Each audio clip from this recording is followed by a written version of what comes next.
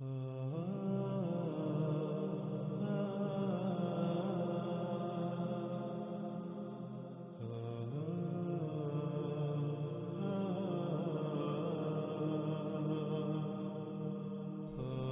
اب سوال یہ پیدا ہوتا ہے کہ کیا علامات و اشراط الساعۃ کی سب سے آخری اور بڑی علامت و شرط دخان کے بارے میں کوئی شک و شبہ رہ جاتا ہے؟ نہیں، بالکل نہیں۔ اور ناظرین، آپ یہ بھی جان چکے کہ دخان انسانوں کے اپنے ہی مفسد اعمال کا رد عمل ہوں گی۔ ان کا ذمہ دار بذات خود انسان ہوگا۔ کیوں؟ کیونکہ زمین کا اختیار کسے دیا گیا؟ زمین کا اختیار تو انسان کو دیا گیا۔ زمین پر کسے خلیفہ بنایا گیا؟ نائب بنایا گیا۔ خلیفہ یعنی اختیار دیا گیا۔ قرآن میں بالکل واضح ہے کہ زمین کا اختیار انسان کو دیا گیا۔ اور جب آپ غور کریں تو زمین پر کتنی ہی مخلوقات ہیں، لا تعداد مخلوقات ہیں، تو کتنی مخلوقات ہیں جن کے پاس زمین کا اختیار ہے، جو زمین پر اپنی منمانیاں، اپنی مرضیاں کر سکتی ہیں۔ جب آپ غور کریں گے تو آپ کے سامنے حقیقت کھل کر سامنے آ جائے گی کہ واحد ایک ہی مخلوق ہے جس کو زمین پر اختیار حاصل ہے، جن کو باقی مخلوقات پر بھی اختیار حاصل ہے، اور وہ آپ ہیں، انسان۔ اور ناظرین، آپ یہ بھی جان چکے دخان انسانوں کے اپنے ہی مفسد اعمال کا رد عمل ہوں گی۔ ان کا ذمہ دار انسان بذات خود ہوگا۔ ان کا ذمہ دار بذات خود انسان ہوگا۔ اور ناظرین، کیا یہ دخان الساعۃ کی علام ہے؟ یعنی کیا یہ دخان الساعۃ کا علام ہے؟ یعنی یہ اس بات کی علامت ثابت ہوتی ہیں کہ الساعۃ ایک عظیم تباہی سر پر آ چکی جو کہ ان قریب آنے والی ہے۔ تو ناظرین، اس سوال کا جواب بھی بالکل واضح ہے کہ ہاں، بالکل یہ دخان الساعۃ کا علام ہے۔ مثلا جیسے اگر آپ کو کوئی بیماری لاحق ہو، اس بیماری کا علاج نہ کرنے سے وہ دن بدن بڑھتی ہے، اور پھر وہ اس بات کا اعلام یعنی علامت ہوتی ہے کہ ان قریب جسم موت کا شکار ہو جائے گا۔ یا بالکل ایسے ہی جیسے آپ کی گاڑی خراب ہو جائے اور آپ اس خرابی کو دور نہ کریں تو وہ خرابی بڑھتی جائے گی، اور اس بات کی علامت ہوگی کہ ان قریب گاڑی بالکل بیکار ہو جائے گی۔ بالکل اسی طرح ناظرین، ان دخان کی وجہ سے زمین آج جن جن تباہیوں کا شکار ہے، وہ تباہیاں دن بدن بڑھتی ہی چلی جا رہی ہیں، جو کہ چیخ چیخ کر اس بات کا اعلان کر رہی ہیں کہ الساعۃ ایک عظیم یعنی بڑی تباہی تمہارے سر پر آ چکی ہے۔ یوں دخان علامات الساعۃ میں سے ایک ہے، نہ صرف علامت بلکہ آخری اور بڑی علامات میں سے ایک۔ اس طرح ناظرین، کیا یہ دخان ان اشراط الساعۃ میں سے ہیں؟ یعنی وہ وجوہات جن وجوہات کی بنا پر الساعۃ آئے گی، عظیم تباہی آئے گی، کیا ان میں سے ایک یہ دخان ہیں؟ کیا ان میں سے ایک وجہ یہ دخان ہیں؟ تو ناظرین، اس سوال کا جواب بھی بالکل واضح ہے۔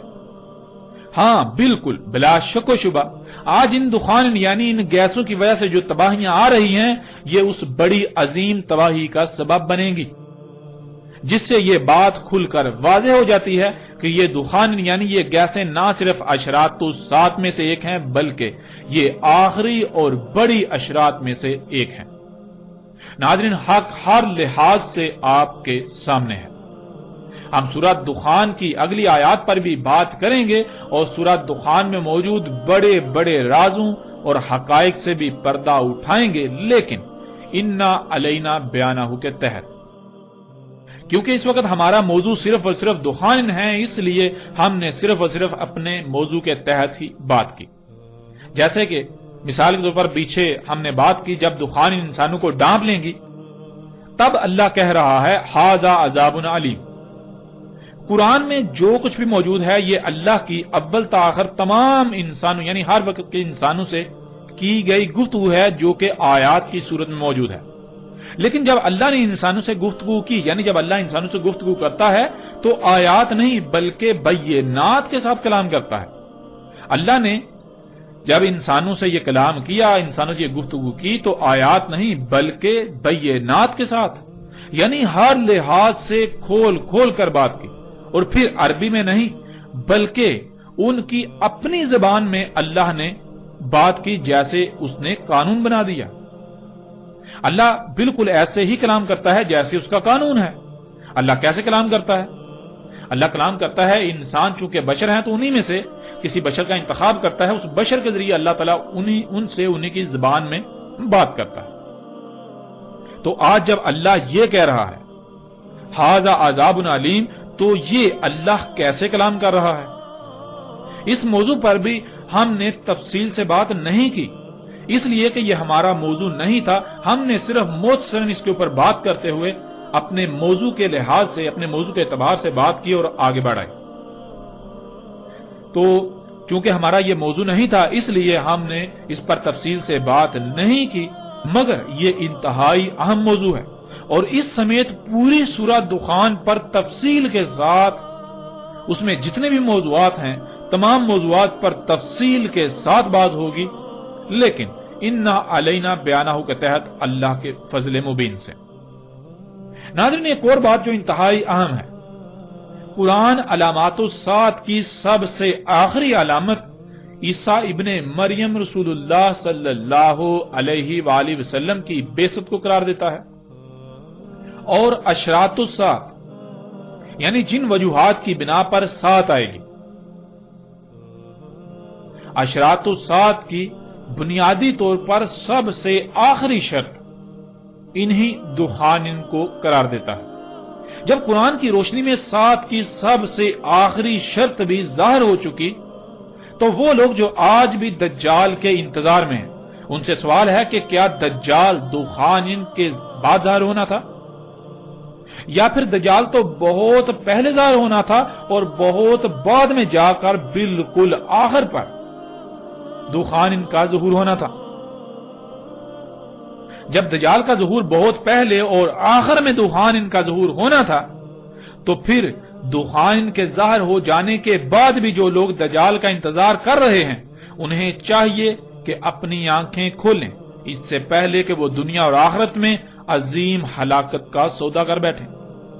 آج وقت آپ کے پاس ہے، اگر آج آپ نے عقل سے کام نہ لیا، آج آپ نے غور و فکر نہ کیا، حق ہر لحاظ سے واضح ہو جانے کے باوجود گمراہی کو ترک نہ کیا، تو جان لیں نقصان کسی کا نہیں بلکہ نقصان آپ کا اپنا ہی ہوگا۔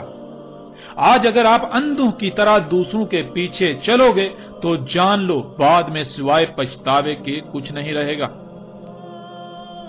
جن کے پیچھے آج تم چلو گے، کل کو وہ تمہارے کیا، وہ اپنی نصرت کرنے کے بھی اہل نہیں ہوں گے، وہ تو خود چیہو پکار آہو بکا کر رہے ہوں گے۔ اکثریت کو معیار سمجھ کر اکثریت کے پیچھے چلنے والوں، آج وقت ہے، اپنی آنکھیں کھول لو، ورنہ انجام بہت بھیانک ہوگا۔ تب چیہو گے، چلاؤ گے، لیکن تب تمہارے پاس سوائے پچھتاوے کے کچھ نہیں رہے گا۔ جان لو حق ہر لحاظ سے کھل کھل کر واضح ہو چکا۔ گروہوں، تنظیموں اور فرقوں کی بنیاد پر، مسالک کی بنیاد پر حق کے دعوے داروں، جان لو اگر آج آپ انہی دائروں میں اپنے آپ کو بند کیے رہو گے حق ہر لحاظ سے کھل جانے کے باوجود، تو پھر تمہارا انجام کیا ہوگا اسے بھی جان لو۔ پھر تمہارے پاس بعد میں سوائے پچھتاوے کے کچھ نہیں رہے گا۔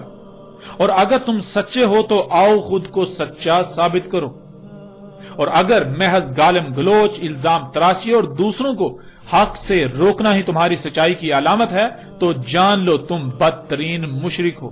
کوئی مومن ایسا نہیں کر سکتا۔ مومن تو اللہ کا اسم ہے، المومن۔ مومن گالم گلوچ نہیں کرتا، یہ تو باطل کی نشانی ہے۔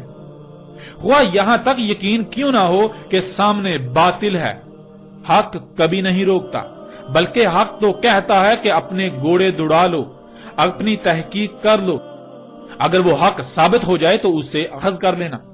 حق ایسا اس لیے کہتا ہے کیونکہ اسے علم ہے کہ میں حق ہوں، باطل اس کا مقابلہ نہیں کر سکتا۔ کوئی کتنا ہی ادھر ادھر کیوں نہ بھاگ دوڑ کر لے، مجبوراً بالآخر اسے میرے پاس ہی آنا پڑے گا کیونکہ میں حق ہوں۔ لیکن اس کے برعکس باطل روکتا ہے۔ باطل لوگوں کو روکتا ہے کیونکہ اسے علم ہے کہ وہ باطل ہے۔ اگر لوگوں تک حق پہنچ گیا تو باطل پاش پاش ہو جائے گا، اور اسی خوف سے باطل ان بیساکھیوں کا استعمال کرتا ہے کہ لوگوں کو حق سے روکتا ہے، لوگوں کو تحقیق کرنے سے روکتا ہے۔ باطل کا ہمیشہ یہی رویہ رہا کہ وہ روکتا ہے. اور قرآن کھول کر دیکھ لو, پورے قرآن میں جہاں بھی روکنے کا ذکر آیا تو کہا گیا کہ شیطان روکتا ہے. اور اللہ نے جہاں بھی اپنی بات پیش کی تو وہاں شروع میں لفظ قد, لا قد ولا قد کا استعمال کیا. اور کون نہیں جانتا کہ قد عربی میں کہتے ہیں اپنے گھوڑے دوڑا لو, اپنی طرف سے پوری تحقیق کر لو, جو بھی تمہارے سامنے حق کا دعویٰ کرتا ہے اس کو پرکھ لو, بالآخر تم پر یہ واضح ہو جائے گا کہ وہ باطل ہے اور حق میں ہوں, یہی حق ہے. یعنی تمہیں بالآخر مجبوراً واپس میری طرف ہی آنا پڑے گا.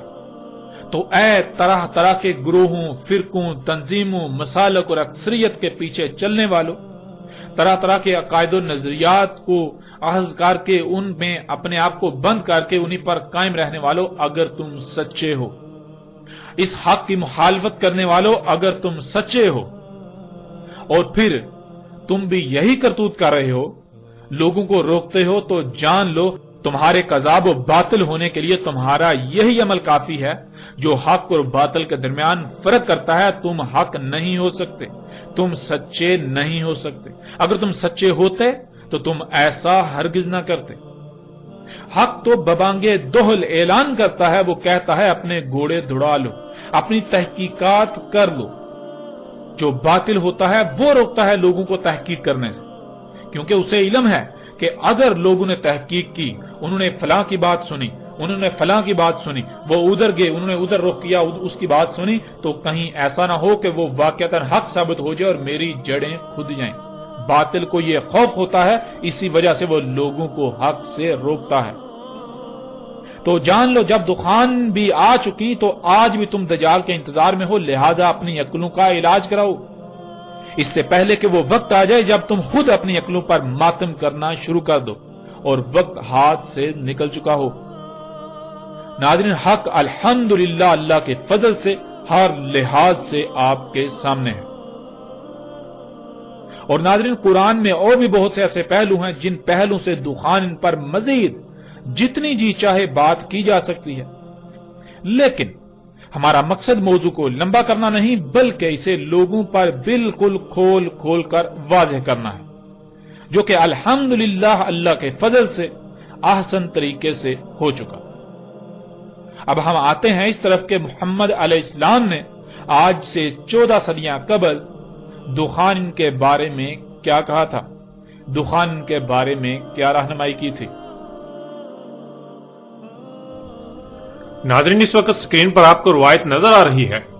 سب سے پہلے حسب سابق روایت میں استعمال ہونے والے الفاظ کو جان لیتے ہیں.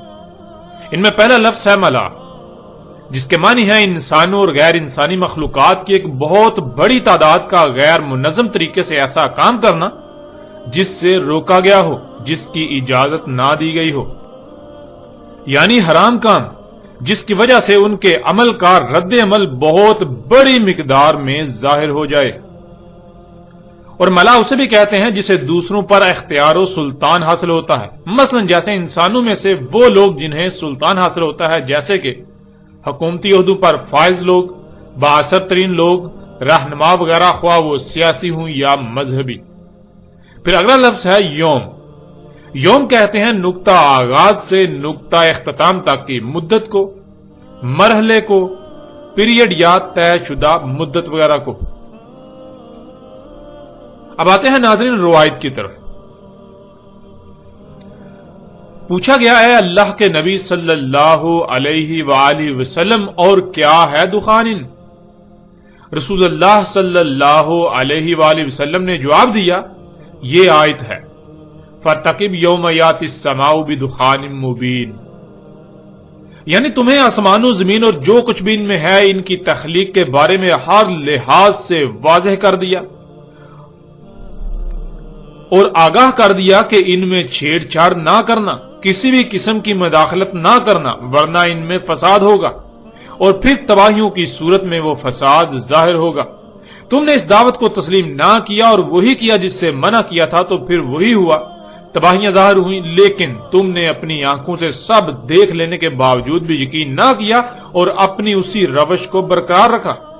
یلعبون ہی کر رہے ہو, تو پھر جان لو ہم نے کہا تھا کہ ہم نے آسمانوں زمین اور جو کچھ بن میں ہے انہیں گیسوں سے خلق کیا، ان میں پنگے لینے سے گیسیں خارج ہوں گی، اس لیے تمہارے یلعبون کرنے سے ان قریب یہ فضا جس میں تم سانس لیتے ہو یہ ہر لحاظ سے طرح طرح کی گیسوں سے بھر جائے گی۔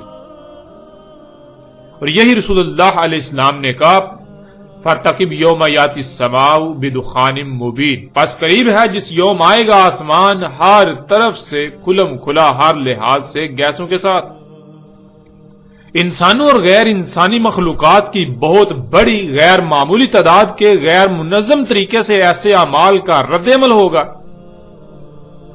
یعنی ایسے اعمال کا رد عمل ہوں گی جن سے اللہ سبحانہ و تعالی نے روک دیا تھا، جو حرام ہیں، ان کے ان اعمال کی وجہ سے مشرق اور مغرب کے درمیان گیسیں بھر جائیں گی، ایسے کہ ان گیسوں کو پوری دنیا کے انسانوں پر سلطان حاصل ہوگا، یعنی وہ مشرق و مغرب کے درمیان اس طرح بھر جائیں گی کہ انسان ان گیسوں کے سامنے بے بس و بے اختیار ہوں گے، انہیں انہی گیسوں کے ماتحت رہنا پڑے گا، انہیں انہی میں سانس لینا پڑے گی، اور وہ گیسیں رہیں گی 40 یوم اور لیل۔ اس طرح ناظرین اگلی روایت آپ کو سکرین پر نظر آ رہی ہے، اس میں رسول اللہ صلی اللہ علیہ وآلہ وسلم نے کیا کہا وہ آپ کے سامنے ہے۔ رسول اللہ صلی اللہ علیہ وآلہ وسلم نے دخان کے بارے میں کہا کہ وہ الساعۃ کی اشراط میں سے ہیں، یعنی جن وجوہات کی بنا پر الساعۃ آئے گی، دنیا میں آخری بڑی تباہی آئے گی جس سے دنیا میں تمام انسانوں کا خاتمہ ہوگا، اس تباہی کی وجوہات میں سے ایک وجہ دخان یعنی وہ گیسیں ہوں گی۔ جب دخان یعنی گیسیں ظاہر ہوں گی تو ان کے بعد اشراط الساعۃ میں سے کوئی بھی شرط باقی نہیں بچے گی، یعنی دخان الساعۃ کی سب سے آخری شرط ہے، اور یہ کہ دخان یعنی وہ گیسیں رہیں گی زمین میں 40 یوم۔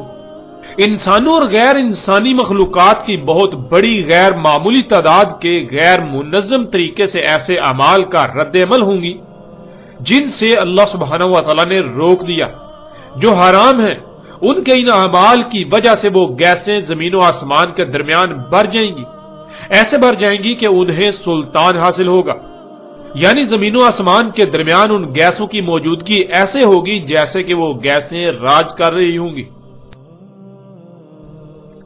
ناظرین محمد رسول اللہ علیہ السلام نے دخان کے بارے میں جو باتیں بتائیں وہ آپ کے سامنے ہیں۔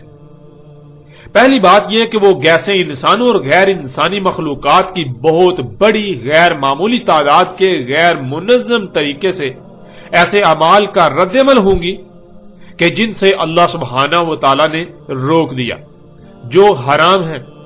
تو ناظرین غور کریں، کیا یہ گیسیں انسانی اور غیر انسانی مخلوقات کی غیر معمولی بڑی مقدار کے غیر منظم طریقے سے کیے جانے والے اعمال کا رد عمل نہیں ہے؟ حقیقت آپ کے سامنے ہے، جسے آپ آج اپنی آنکھوں سے دیکھ رہے ہیں۔ جہاں انسان اپنی ضرورت کی اشیاء خلق کرنے کے لیے کارخانوں سے طرح طرح کی زہریلی گیسوں کو خارج کر رہے ہیں، تو وہی غیر انسانی مخلوقات یہ انسان کے اپنے ہی ہاتھوں سے خلق کردہ مشینیں طرح طرح کی زہریلی گیسیں خارج کر رہی ہیں، اور یہ سب آج آپ اپنی آنکھوں سے ہوتا ہوا دیکھ رہے ہیں۔ نہ صرف دیکھ رہے ہیں بلکہ آج آپ خود بھی اس میں شامل ہیں۔ یوں محمد رسول اللہ علیہ السلام کے الفاظ بالکل سچ ثابت ہو جاتے ہیں جو انہوں نے آج سے 14 صدیاں قبل کہے تھے۔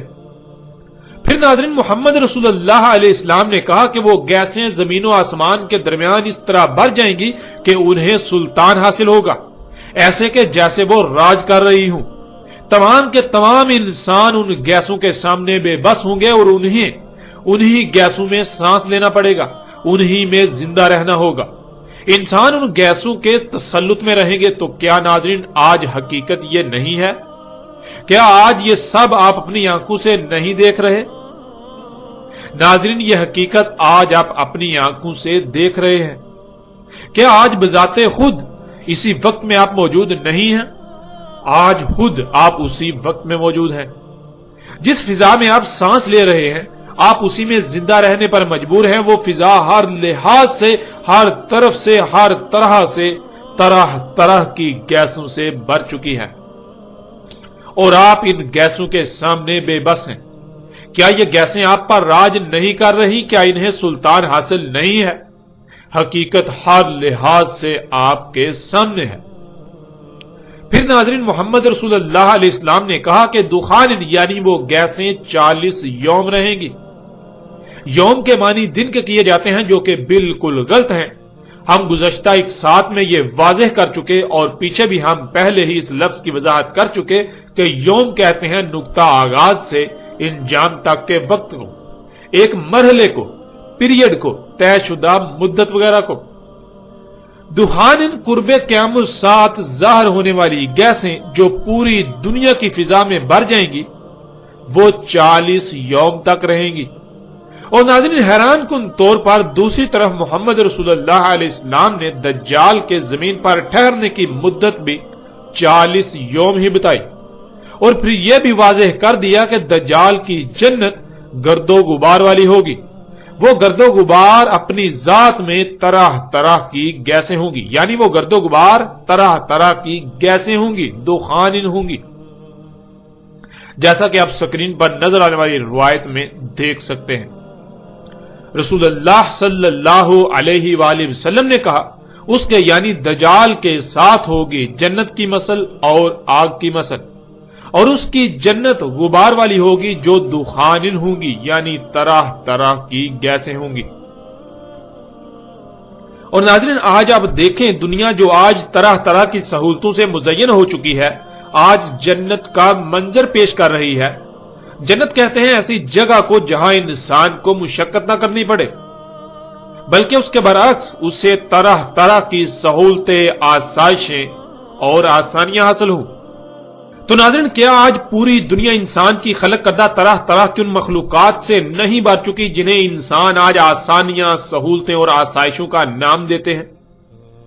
کیا آج پوری دنیا انسان کی خلق کردہ طرح طرح کی آسانیوں، سہولتوں، آسائشوں سے مزین نہیں ہو چکی؟ دنیا جنت نہیں بن چکی؟ ایسی جگہ جہاں انسان کو مشقت نہیں کرنا پڑتی۔ مشقت انسان کے برعکس مشینیں کر رہی ہیں۔ دجال مشقت کر رہا ہے، جو کہ دھوکے کی جنت ہے، یعنی یہ جنت حقیقت میں جہنم ہے، کیونکہ جنہیں آج انسان اپنے لیے فائدے، سہولتیں، آسائشیں، آسانیاں یعنی مسیحا سمجھ رہا ہے، انہی کی وجہ سے یہ زمین ان قریب جہنم بن جائے گی۔ اس لیے یہ دجال جنت ہے۔ اور ناظرین، ذرا غور کریں، کیا یہ دجال جنت گرد و غبار والی نہیں ہے؟ اور پھر یہ بھی غور کریں کہ یہ گرد و غبار اپنے آپ میں دخان یعنی گیسیں نہیں ہیں جو دابت الارض خارج کر رہا ہے، جو کارخانوں سے خارج ہو رہی ہیں، ان کارخانوں سے جن کارخانوں میں آپ اپنے استعمال کی اشیاء خلق کر رہے ہیں، اپنی ضروریات خلق کر رہے ہیں۔ انسانوں کے اپنے ہی مفسد اعمال کے سبب یہ گیسیں خارج ہو رہی ہیں، یہ گرد و غبار خارج ہو رہی ہے، جن سے اللہ سبحانہ و تعالی نے سختی کے ساتھ منع کیا تھا، ان اعمال سے، ان اعمال کے سبب۔ ناظرین، دجال کے زمین پر ٹھہرنے کی مدت 40 یوم، دجال کی جنت کی مدت 40 یوم، دخان قرب قیام الساعت ظاہر ہونے والی گیسوں کی مدت بھی 40 یوم، اور دجال کی جنت انہی دخان یعنی گیسوں سے بری ہوئی ہوگی۔ اور یہ تمام تر حقائق آج آپ کے سامنے ہیں۔ آج جب دخان یہ گیسیں بھی ظاہر ہو گئیں تو کیا دجال ابھی آیا ہی نہیں؟ دجال کی جنت تو انہی گیسوں سے بری ہوئی ہونا تھی، جو کہ آج نہ صرف دجال جنت موجود ہے بلکہ انہی طرح طرح کی گیسوں سے بری ہوئی ہے۔ دجال کی گرد و غبار والی جنت، جو کہ طرح طرح کی دخان یعنی گیسیں ہیں، ان گیسوں سے بری ہوئی جنت آج موجود ہے، لیکن دجال ابھی آیا ہی نہیں۔ یہ کیسے ہو سکتا ہے؟ کیا کبھی آپ نے غور کیا؟ ناظرین، کیا آپ اب بھی اپنی آنکھیں کھولنے کو تیار نہیں اور اندھوں کی طرح اسی طبقے کے پیچھے چل کر دنیا اور آخرت میں ہلاکت کا سودا کرنا چاہتے ہیں، جو طبقہ دین کے نام پر اللہ ہی کا دشمن بنا ہوا ہے؟ وہ طبقہ جسے محمد رسول اللہ علیہ السلام نے امام الدجال کہا تھا، وہ لوگ جو دجال کے امام ہوں گے، جو دجال کو انسانوں پر واضح نہیں ہونے دیں گے، جو دجال پر پردہ ڈال کر اسے انسانوں کی نظروں سے چھپا دیں گے اور الٹا انسانوں کو دجال کا غلام بنا دیں گے، اور انسانوں کو یہ علم بھی نہ ہوگا کہ وہ دجال کو اپنا رب بنا چکے ہیں۔ تو کیا ناظرین آج آپ انہی امام الدجال کے پیچھے چلنا چاہتے ہیں؟ انہی کے پیچھے چل کر آپ دنیا و آخرت میں ہلاکت کا سودا کرنا چاہتے ہیں؟ اب فیصلہ آپ کے اپنے اختیار میں ہے۔ حق ہر لحاظ سے آپ پر واضح ہو چکا۔ پھر ناظرین محمد رسول اللہ علیہ السلام نے کہا تھا کہ دخان ان اشراط الساعۃ کی سب سے آخری شرط ہوں گی، دخان کے بعد کوئی شرط نہیں بچے گی۔ تو ناظرین غور کریں، جب اشراط الساعۃ کی سب سے آخری شرط بھی ظاہر ہو چکی تو جو اس سے پہلے ظاہر ہونا تھا کیا وہ ظاہر نہیں ہوئی ابھی تک؟ ایسا کیسے ہو سکتا ہے کہ جسے سب سے آخر میں ظاہر ہونا تھا وہ ظاہر ہو چکی، مگر جو اس سے پہلے ظاہر ہونا تھی وہ ابھی ظاہر ہی نہ ہوئی؟ وہ سب ظاہر ہو چکی، لیکن انہی کو نظر آئیں گی جو واقعاتاً اللہ کے قانون میں مومن ہیں، نہ کہ اپنی زبان سے مومن ہونے کے دعوے دار اور اللہ کے قانون میں بدترین مشرک۔